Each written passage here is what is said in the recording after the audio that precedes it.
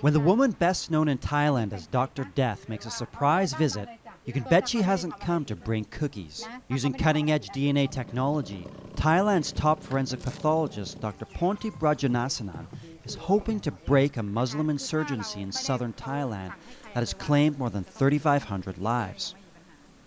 A high-tech device finds explosives traces on a young suspect. There might be the explosive material on that, and the GT200 point to him and point to his place.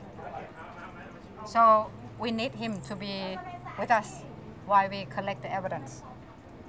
Another young suspect is photographed. Men as young as 14 have been linked to attacks on civilians and security forces.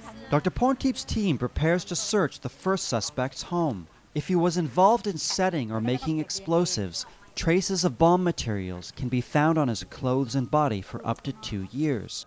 The search is thorough and unnerving for the family to watch. Tension and mistrust run deep between local Muslims and Thai security forces.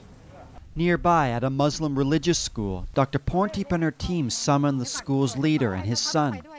Pipes often used to make bombs were recently found on the roof of the building. Still a suspect, the school's leader says DNA tests will prove he and his students have no links to the insurgency. Tahu ajar lah belah tu. Ajar cara ni, sekolah ni ajar cara.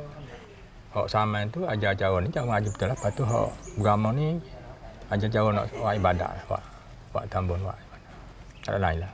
His son is skeptical of Dr. Pontip. ทหารมาตรวจแล้วก็บอกว่าเจอท่อว่าไว้ทำระเบิดแต่ไม่ใช่เพราะว่าท่อที่ทำเนี่ยเอาไว้สร้างบ้านที่ข้างๆปอนด์ก็คือญาติๆกัน 100,000 soldiers and police have been sent to southern Thailand to tackle the insurgency. So far, they've made little headway. Desperate to make gains, the army has turned to Pontip to finally crush the militants. Using a map drawn by a captured insurgent, Dr. Pontip hopes to track down explosives in the forest, arrest further suspects, and stop even more bloodshed. Before setting out, Dr. Pontip prepares food to offer Buddhist monks. She's a devout Buddhist, and paying respects to monks allows her to fit in a few prayers. Just only for safety and for the success of our work, not to kill the Muslim, but just only want to stop them to do the violence. 10 years ago, Dr. Pontip battled cancer twice and won. She says facing her own death strengthened her resolve to defeat Muslim insurgents and keep Thailand from fracturing. Following the 2004 tsunami, she collected and identified the bodies of more than 5,000 people, half foreign tourists in Thailand. After more than 10,000 autopsies, she says the spirits of the dead now urge her to improve the judicial system. But she's loathed by the police because her DNA work has freed many suspects whose arrests were based on faulty eyewitness accounts. The map drawn by the militant leads Dr. Pontip and her team deep into the forest where she hopes to uncover a cache of weapons or bombs. A squad of armed soldiers protects her and struggles to keep up in the midday heat. Be careful!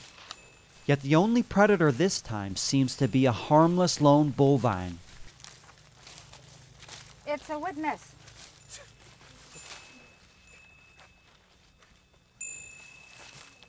In the map, we found something like symbol that represents something they have to hide here.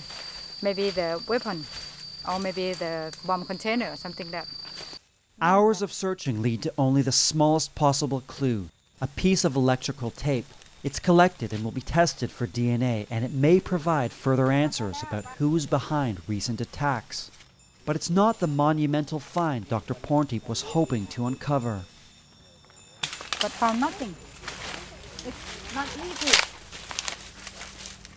Back at their base, Dr. Pontip's team conducts DNA testing on an automatic weapon seized from a militant. This kind of find on its own won't end the violence, but every piece of information helps. Considering the best way to end the conflict, Dr. Pontip returns to her roots as a medical doctor. We have to know what is the cause of the illness and how many organs are involved by the disease, so we will know how to treat it. She says police and army must work closer together with government. The flow of weapons must be halted, and Muslim teachers must stop recruiting young militants. But she believes her DNA work is making an impact. I think this will help to end the conflict because right now many of them are afraid about the scientific proof that they involved in this. So many of them stop to do the crime. But the shootings, killings, and ambushes take place nearly every day, and an end to the fighting remains out of sight.